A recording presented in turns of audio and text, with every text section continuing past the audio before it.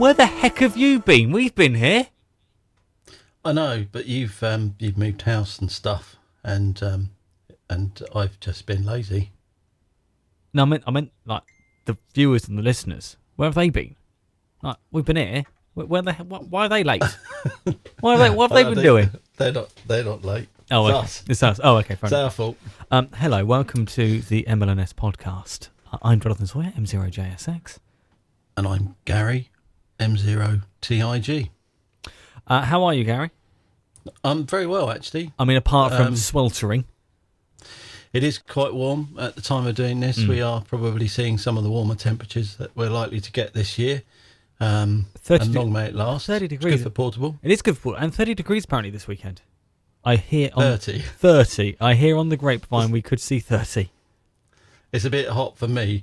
I've actually got a little idea. I think I'm probably going to go out. I'm probably going to go out walking this week. I'm just going to take as much ice in the way of packs and that I can carry, and I'm going to go off into the woods somewhere cool. We talk about your wood escapades in a bit. Yeah, go on. We'll come to Gary in the woods, right, with a radio and a laptop. Yeah. We'll talk about that in a bit, shall we, Gary? Yeah, well, I think we should. But shall we start with how 10 metres has been fantastic of late? I know, it's been talk of the town. Everyone I speak to at the moment is saying, have you been on 10 metres? It's absolutely fantastic. So, yeah, I've not actually tried it, I'll be honest, but just about everyone that calls up has been playing. I've been on 10 this evening. And so before we did this, we recorded this, I spotted that 10 metres was open I spotted that 10 metres was open on the way home from the car. Right.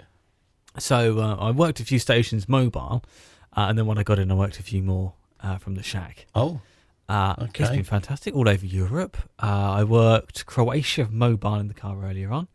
Wow. And what I love about 10 is the top end of 10 metres with the FM repeaters. I love working the FM. There's one in Poland that is particularly strong when the sporadic heat gets going. Wow. You look scared, Gary. Okay. No, I'm listening intently. I always look like this. Oh, okay. All right. I'll let you off then. I'm listening intently. No, I've not played on 10 metres. Last time I think 10 metres was really open quite like this was how long ago? I don't remember it being open this good or this well or this long. You normally get a few openings each year, but this year seems to be, I think, just the way the weather has happened with the areas of sort of low pressure then high pressure.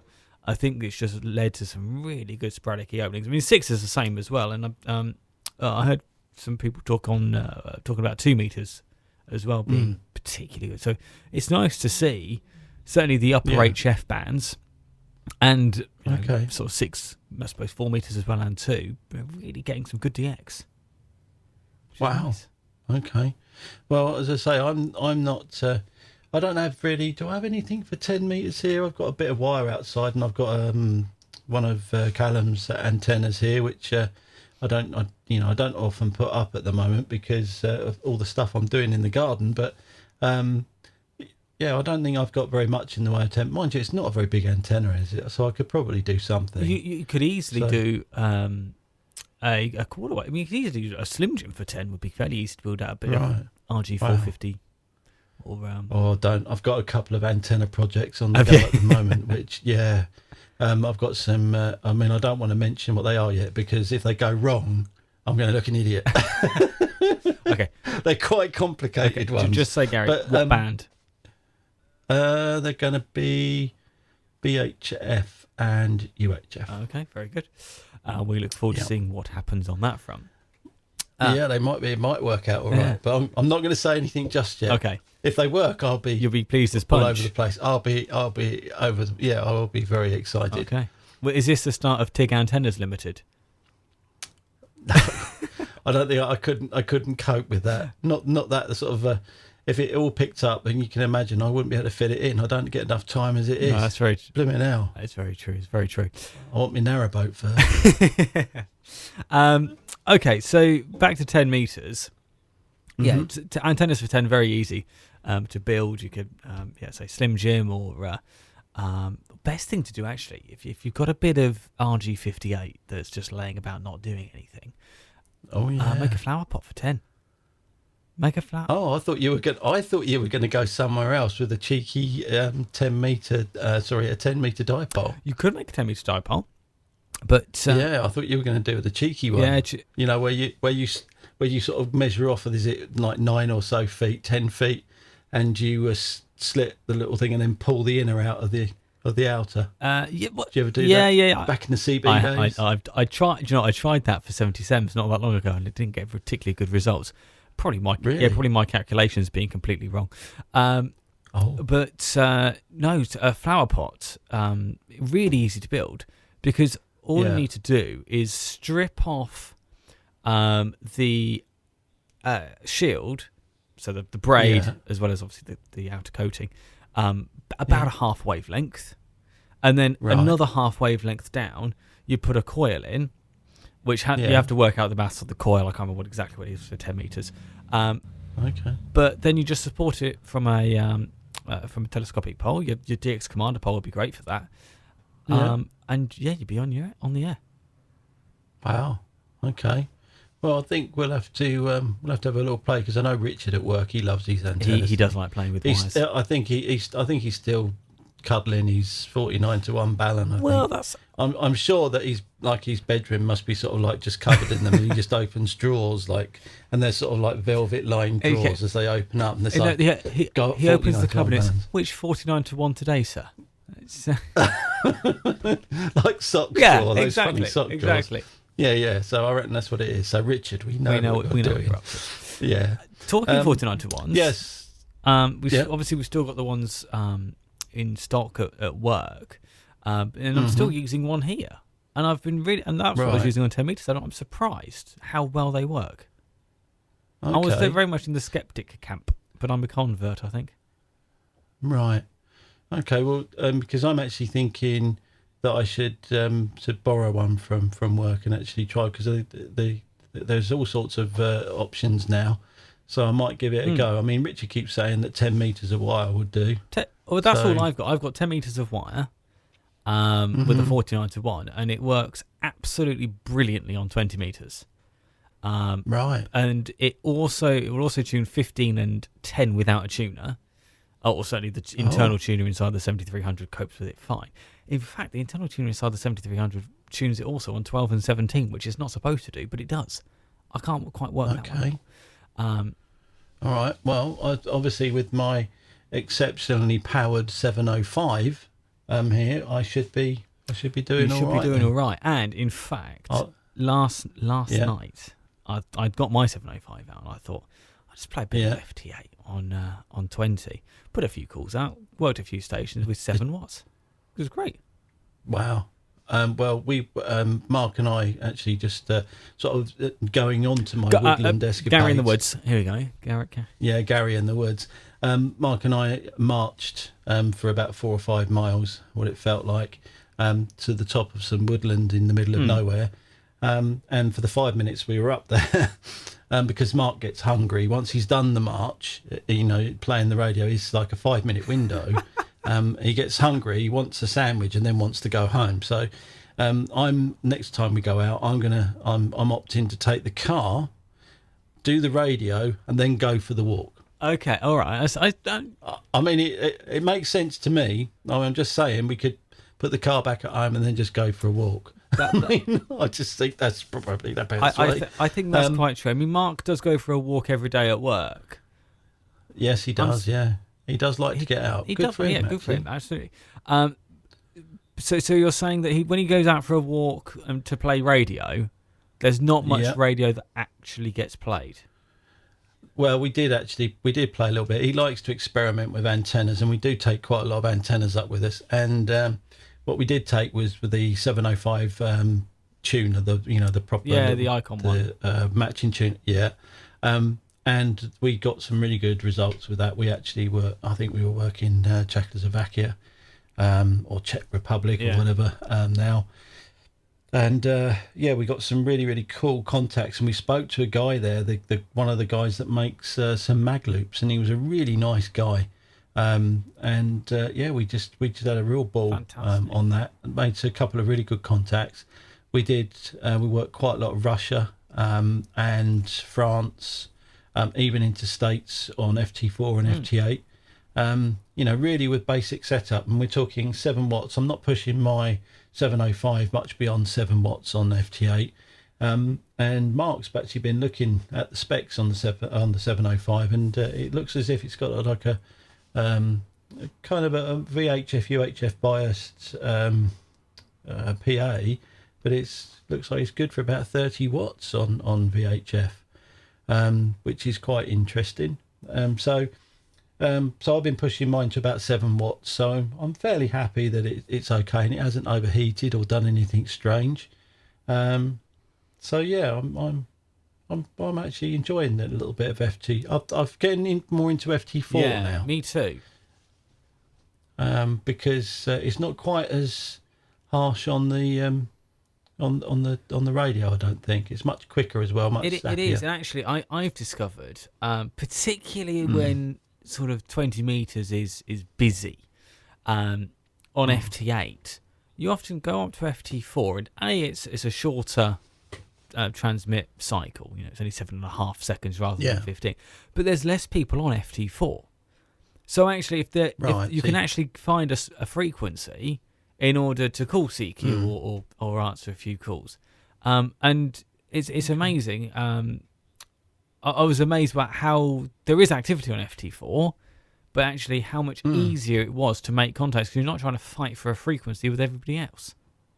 Yeah, well, I've got really into it. I'll be honest, and I quite enjoy it because I also I noticed the other day you guys were yesterday. I think it was you were playing with ISS as well. So that's that would have been the video that went out on Friday. We were playing with the SSTV from the International Space Station. That was the first time I'd done it. To be honest with you, I'd never done SSTV before. It's quite interesting, and I did also notice because I'm a bit of a lover of ham radio deluxe, as we both are, and it was we tried to get it working with a few things. I mean, you were using ML&S TV. Yeah, and I've noticed that Ham Radio Deluxe has changed their sort of default engine to use that program. It used to have its own sort of program built and sort of baked into HRD, but it seems they've changed that.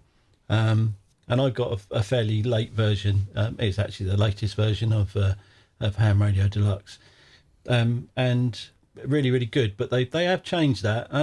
But I'm not very familiar with that MMSS TV program. Neither am I. I'll be completely honest, neither am I. But I think if you were to really delve deeply into it, it could be a bit of not a struggle. Yeah, it could be a bit of fun, but getting the settings right for like doing the transmit side of it, I think would take a little bit of time, a little bit of setup. But for receive, it's quite easy to do. Yeah, straightforward. Because I did notice that because we were struggling to get it to do some things, and you because we're using a collinear on the top, and it was I think it was a high pass. I think this time round it was 80 and 88 degrees. Yeah. So you've got you're probably going to get 2 windows, aren't you? It's probably going to be fairly good for a little bit, and then it's going to disappear while it's overhead, and then come back in with a collinear. Do you think there's any mileage in maybe putting up a Yagi, pointing it at 30 degrees and just putting it on a standard rotator? Do you think that would be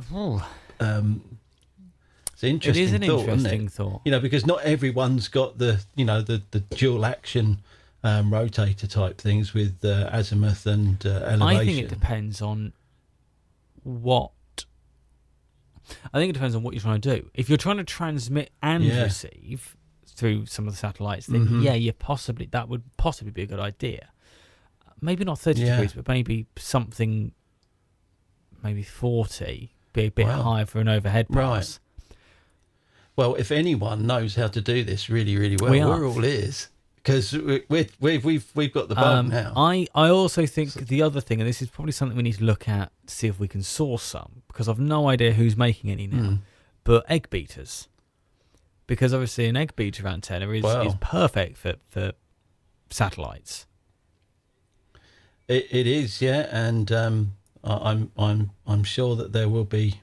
I mean, I do know of a couple of people doing them, but a lot of these sort of things are homebrew, to be honest. And the trouble is, I think they're quite large. Yes, I think a 2 meter one would be, what is it? It's basically 2 loops out of phase, if I recall, and so you're going to have a little bit of phase line in there, so it'll be probably half a wavelength or quarter wavelength. Half wavelength. Yeah, I think isn't each loop half wavelength or something like that?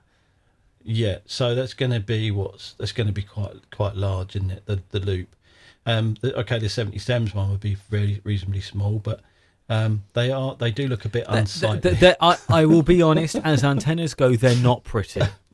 They're not lookers. If your neighbours see 2 of those on the roof, they're going to be going, "Whoa, what is that?" You madman. You just tell them you're waiting for the cream rain, and just have a nice whipped cream. Actually, Gary, while we're talking about the ISS, I think it's also worth mentioning that the ISS is going to leave their FM voice repeater on through to the weekend of the ARRL field day, which is sort of at the end of the month, and for a little bit past that. So they're going to switch it over, I think, early part of next week. Or it may, by the time this goes up, it may already be in voice repeat mode. But that's good. So it's another really easy satellite to work through one of the, like a normal, conventional satellite. Can we just sort of suggest that people don't too much power? Don't hit any satellite with too much power. And if we were to suggest running any more than about 5 watts to a satellite, Peter, 2M0 SQL, would come down on us like a ton of bricks. Hello, Peter. Hope you're doing well. Take it easy. Exactly. Do a bit of research first before you start making. Exactly. No, don't. Don't that's it. Yeah. Okay, so that's staying on. What else did we mention prior to coming on here? What was the? I think in terms of news articles, we've actually sort of stumbled our way through everything we mentioned. I know, which is quite amazing. I know we did actually say we've done no prep for this. It was only Bruce actually that came into the shop and says, "When are you doing another one?" And you said, "Actually, we could do tonight." Yep. Okay. Yeah. So thanks, Bruce, for the kick up the backside. But no, we've fumbled our way through this one. So what else are we doing? Should we talk about some? Oh gosh, should we talk about some new stuff that we've got in? So Anytone, you just saw you've just seen the video that we did last week that I did. Oh yeah, because they got 2 new radios. So they've got the new handheld, the ATD 878 UV2 Plus. They know how to name them, don't they? And there's the new version of the ATD 578. Again, they know how to name them. With both of them now supporting receive APRS. Excellent. And both now sporting 500,000 digital contacts. Oh no! Who programs that many in? Do people program that many in? With the Anytone software, it's really easy to download the entire user database of the world, which is, at last time I checked, which was a couple of nights ago, 198,000. Well, that's good news. I mean, hopefully they'll they'll make these things a little bit more easy to use from the front panel. I think that would be quite nice, rather than because we can upload it into your radio. And I don't think it's gonna. I think 500,000 is going to last us quite a while. We do get a few people, don't we, sort of saying that they don't want to use the software too much. But yeah, it's nice to see. I mean, because I know that you and I are both talking to them at the moment about ironing out some little bugs with the firmware. And they're very approachable. Exactly. And anytime they do seem to be very forthcoming. If you give them some information or you say, can you do this? They do welcome the feedback and are quite receptive of it. In fact, I think you can probably blame me for receive APRS. I'm going to claim that as mine. Yeah, because I said when they launched the 878, I said, can you do receive? And they went, no. But in the future, maybe. So I'm going to blame it on me. But it only does receive APRS. The previous version of the 878, so the 878 UV and the Plus version with Bluetooth, transmitted APRS packets, but didn't receive. Right. Didn't have the decoder in it. Whereas the new one does both. So I think for the receive APRS, you can blame me. Maybe it'll be a bit of a revival for APRS because it did go through a little bit of a dip, and I know that at one stage they were sort of consolidating the frequencies down a little bit, and I think everything was it. Well, there's two frequencies. Was there 144.825 and 144.800? So APRS is on 144.800 in Europe. Or what was on 8125? 8125 was our old digital node on 8125. That's where the other digital node. Okay. No, that was MB6ML. MB6ML was on that one. No, but there's a proper old school packet. Was and I think still is on 144.950. I think off the top of my head. Okay. But yeah, you're right. I think APRS is kind of making a bit of a revival because obviously Anytone are doing it on their radios. Yaesu have been doing it with the FTM 300, the FTM 400, and the FT3 for a little while, and even the FT2 going back in time. Right. So I think it is getting a little bit of a revival out there. And yes, you could do it on a 705 if you really wanted to play around with. You could with a computer. You could, or you could do TNC into the speaker mic jack. That would also work. Okay. Because there was all these little things when because I know you and I both tiny had tracks. The tiny. Yeah, I've got tiny TNC. I've got tiny tracks, track 3 and a tiny track 4. Look at me. Look at you. Tiny track 4 is brilliant because you can set it up as a digipeater. Oh, okay. Because I absolutely there's one thing I really love about AX25, and this is not showing my age because I never really saw it the first time round. I've only seen it really the sort of just as a revival thing. You know, it was only through James that I really got into it. James and Sandley, funny enough. But BBSs and the mailboxes, how brilliant are those? I can see them making a comeback. You know, these sort of like I can see them being very popular for various reasons. I'll be honest, which I won't go into now. But I think that they'll make. I think it's comeback. Interesting that a couple of I think just before the pandemic, so probably 2019. A number of members of the Reading Club started playing around with Packet again, and I didn't get into it because the TNC I have, I was given a TNC by Dennis G4KWT, who is a bit APRS and Packet mad. And there was some technical reason, and I don't know why a TNC X isn't brilliant for proper packet, but is fine for APRS. And I could never work out why that was. But I'll tell you what, a TNC X into a FT1500 is brilliant for APRS. Well, I've got two KX3 things here. I think. Well, I think it's KX3. No, that's a radio by aircraft. I remember they. Oh, is it? Well, what's the? I'm sure it is something like that. It's it's not really KNC or something like that, is it? No, I can't remember what they are. They did a 2 as well. And in fact, they did dual port ones and all sorts of things. But I've still got a couple of them here. And yeah, I still every now and again I get the urge, and they come out, and then I shout James or whatever, and we'll end up doing them with a couple of Raspberry Pis or something. Running Direwolf, perhaps. So yeah, it's I don't know. He normally he does it all via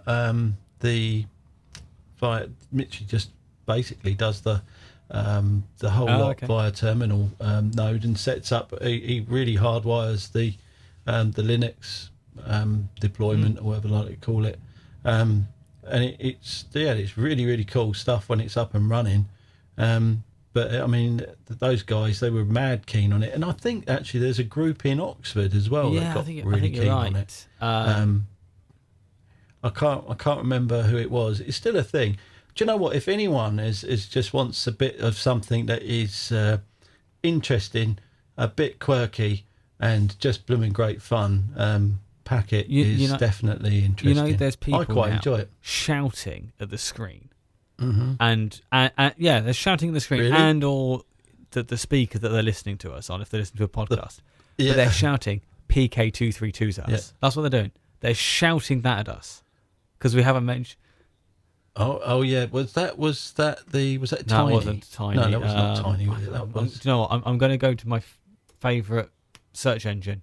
It was Pack Rat. I can't remember what they. Pack Rat. PK232. Pack Rats. All right. Okay.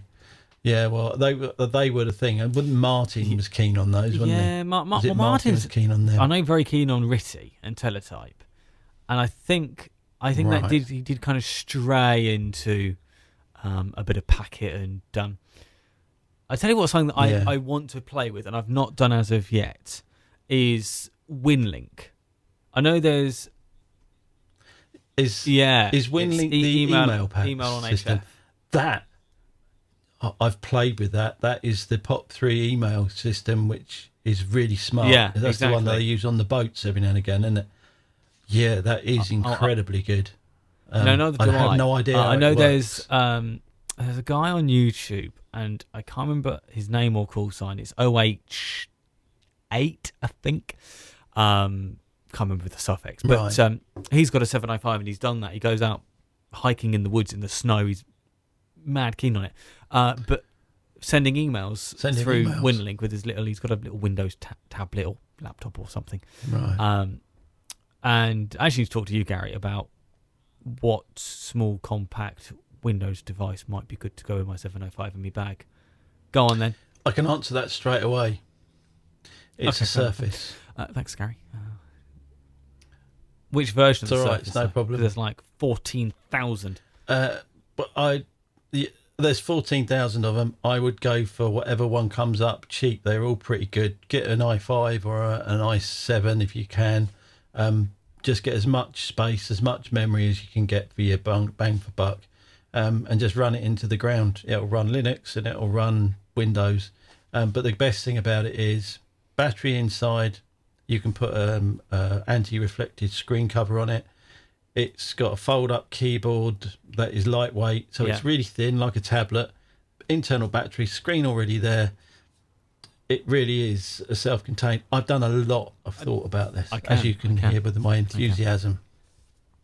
Over here, I've got a Raspberry Pi P400, and here I've got, just here, you can't see off screen, I've got one of the fold-up USB monitors. And by the time you add all of that together, you end up with a bag full of crap, basically. You might as well just go out and get yourself a something like a Surface. However, what I will say, go on, and you're going to love this, the MacBooks now, the older MacBooks, you're starting to see a few of them come up for reasonable money. Now, I've got an i7 16 gig downstairs.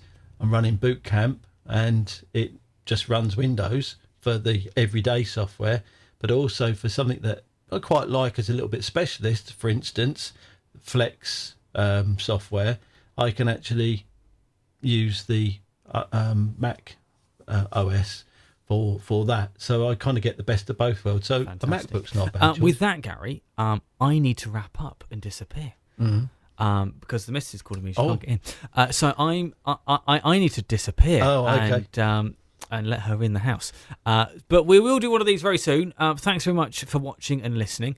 Okay. It's been a pleasure. And Gary, I'll see you at work tomorrow. Yep. Ta-ra. Bye. Thank you very much. Bye. See you. Bye. Bye.